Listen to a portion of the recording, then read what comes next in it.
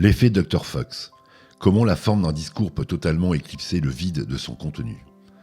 Le plus grand ennemi de la connaissance n'est pas l'ignorance, c'est l'illusion de la connaissance. Car celui qui parle avec assurance n'est pas toujours celui qui sait, mais souvent celui qui a appris à imiter le son de la vérité. Le triomphe du charisme sur le savoir.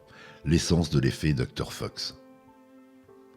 L'effet Dr Fox est un biais cognitif qui démontre que l'enthousiasme, l'humour et l'assurance d'un orateur peuvent masquer une absence totale de contenu réel.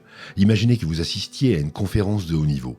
L'intervenant est brillant, il occupe l'espace, il ponctue son discours de plaisanterie et semble doté d'une autorité naturelle. Vous sortez de là ravi, persuadé d'avoir appris énormément. Pourtant, si l'on analysait ses paroles mot à mot, on s'apercevrait qu'il n'a fait que brasser du vent, utilisant des néologismes, des phrases contradictoires et des raisonnements circulaires. La fluidité de ce mécanisme repose sur notre tendance à juger la compétence d'une personne à travers le prisme de sa performance scénique. C'est l'illusion de l'apprentissage par la séduction oratoire, où le plaisir de l'écoute se substitue à la compréhension réelle. Mr. Mind, Mr. Mind, please, where is my mind?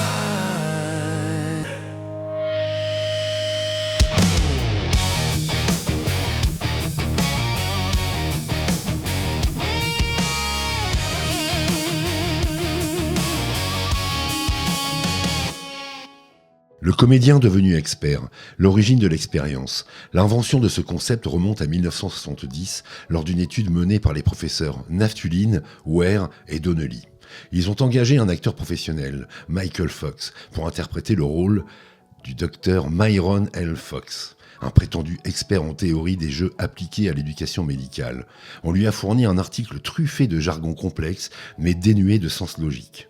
On lui a demandé de le présenter devant 3 groupes de professionnels de santé et d'éducateurs en étant extrêmement chaleureux, enthousiaste et charismatique.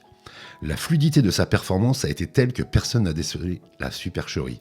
Publié en 1973 sous le titre « L'effet Dr Fox, un paradigme de notation de l'efficacité de l'enseignement ».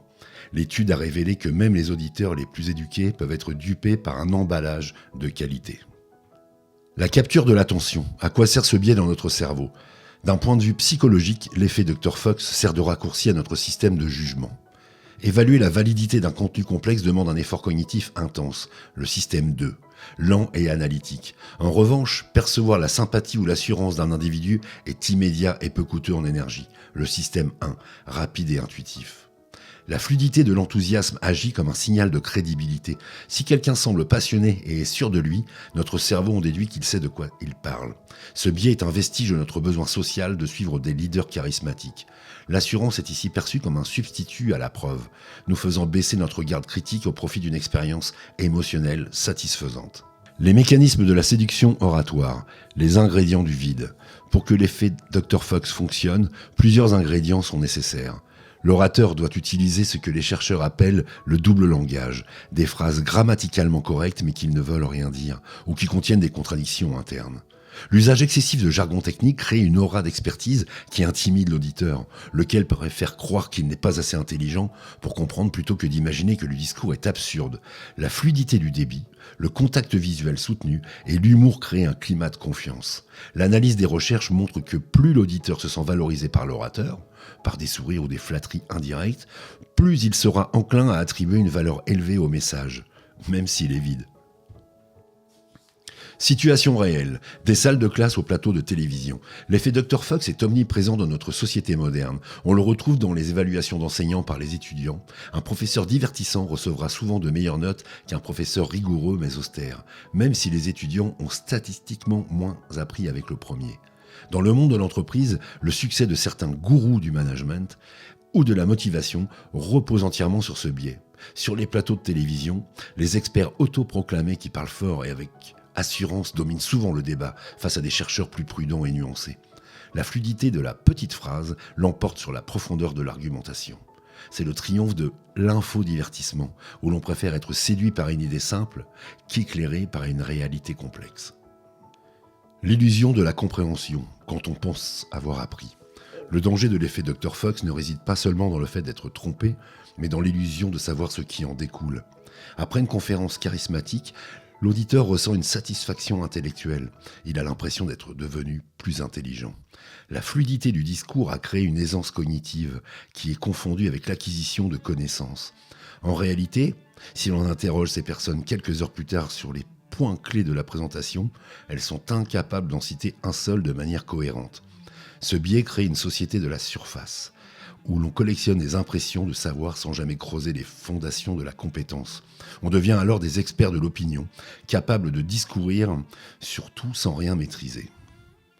Comment se protéger ? Cultiver l'esprit critique face au spectacle. Peut-on neutraliser l'effet Dr. Fox ? C'est difficile car nous sommes des êtres émotionnels avant d'être rationnels.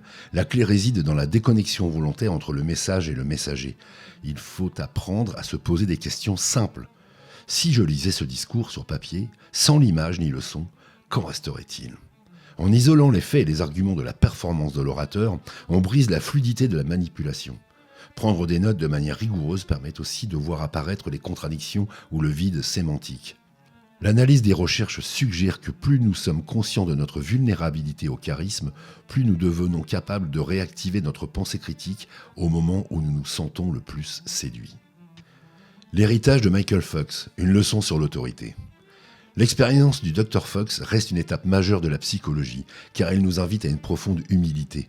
Pour le curieux et le passionné, cette étude est un rappel que l'autorité n'est pas la compétence. Elle nous enseigne que le savoir véritable est souvent moins spectaculaire que le spectacle du savoir. La fluidité du discours est une qualité, mais elle ne doit jamais nous dispenser de vérifier la solidité du contenu. En comprenant l'effet Dr Fox, nous apprenons à valoriser la nuance, le doute et la rigueur, même lorsqu'ils sont portés par des orateurs moins flamboyants. C'est en dépassant l'apparence que l'on accède à la véritable lumière de la connaissance. Conclusion sur ce syndrome de la séduction académique.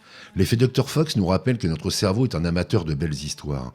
Ce syndrome de l'illusion de compétence nous enseigne que la forme est une force capable de renverser le fond. La fluidité d'une présentation ne garantit jamais sa véracité. En apprenant à distinguer l'emballage du cadeau, nous protégeons notre intelligence contre les marchands de vent. La véritable expertise n'a pas besoin de tant d'artifice.